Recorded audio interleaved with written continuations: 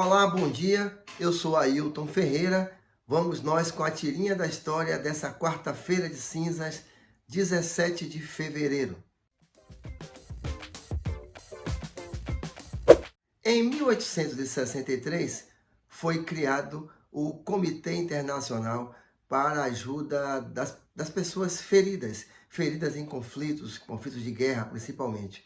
Deu-se, então, o início da nossa Cruz Vermelha, uma organização internacional de solidariedade e de cuidado com os povos, a Cruz Vermelha. Em 1973, faleceu Alfredo Viana da Rocha Filho, o nosso consagrado Pixinguinha, um dos maiores compositores brasileiros. A sua obra consolidou o choro enquanto estilo musical. Uma das suas músicas mais conhecidas é Carinhoso. Em 1997, o Brasil perdeu Darcy Ribeiro, antropólogo, escritor, sociólogo, indigenista, um dos formuladores dos CIEPs, a Escola Pública em Tempo Integral. Darcy Ribeiro ajudou a construir a Universidade de Brasília. Um grande defensor do Brasil, estudioso que influenciou gerações na construção de um sentimento de Brasil novo, incorporando as matrizes civilizatórias brasileiras. Hoje, quarta-feira de cinzas, 17 de fevereiro, é o aniversário da tirinha da história. A tirinha da história completa hoje 5 anos. Primeiro em textos encaminhados pelas redes sociais e depois com os nossos vídeos. Queremos aqui agradecer a participação, a colaboração e pedir a vocês, chega lá no nosso canal do YouTube e dá um like, faz uma curtida e faz um comentário. Também hoje, quarta-feira de cinza, tradicionalmente, nós temos o lançamento da campanha da fraternidade. Uma campanha que desde os anos 60 ela vem sendo efetivada pela CNBB, que é a Conferência Nacional dos Bispos do Brasil. Pois bem, neste ano, a conferência traz como campanha da fraternidade, como tema da campanha, fraternidade, diálogo e amor. A Igreja Católica Brasileira combate a violência que é perpetrada contra as mulheres do Brasil, a violência contra a comunidade LGBTQI+, a violência contra os povos indígenas. Também a Igreja traz, nessa quarta-feira, um debate importante sobre o respeito à diversidade religiosa.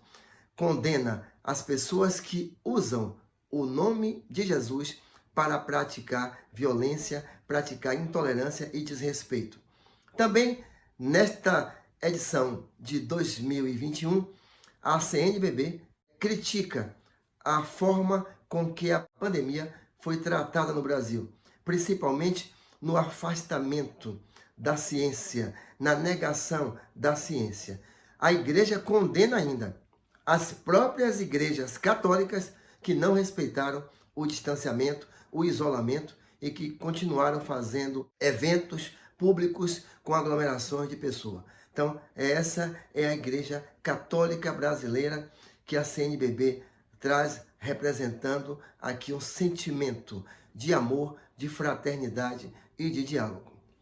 E por falar em diálogo, hoje nós amanhecemos com a informação da prisão de um deputado que, segundo a imprensa, ameaçou a Constituição Federal e as instituições públicas, defendendo coisas do tipo AI-5. E como tem muita gente que não lembra o que foi o AI-5, o AI-5 foi um decreto sancionado, apresentado pelo então presidente Arthur da Corte Silva, em dezembro de 1968, quando o Brasil vivia sob uma ditadura.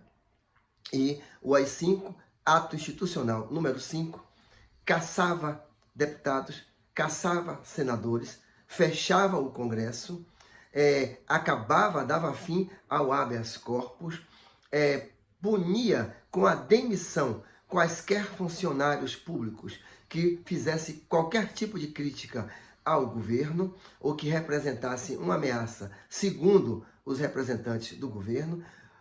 Mais de 100 professores universitários foram demitidos, aproximadamente 70 deputados federais, 6 senadores perderam mandatos, muitos juízes de direito foram cassados, a imprensa foi amordaçada, a censura à imprensa, a censura prévia, passou a ser tão comum quanto foram os métodos de tortura às pessoas que eram contrárias ou que faziam quaisquer tipo de oposição ao regime da época.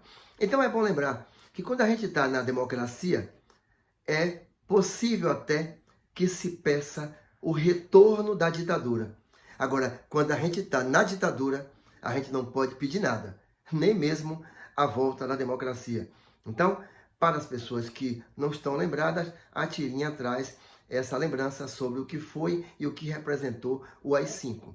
Considerado por vários estudiosos e estudiosas como o ato mais arbitrário, mais autorizador de arbitrariedades e de violências cometidas pela ditadura brasileira no período entre 68 e 78.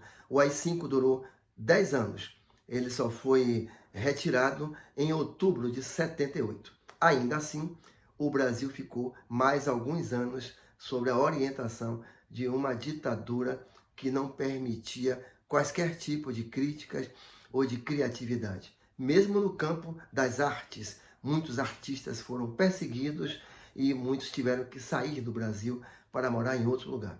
Então, só para lembrar que foi esse o crime considerado pela Polícia Federal e pelo Supremo ao autorizar a prisão do deputado federal.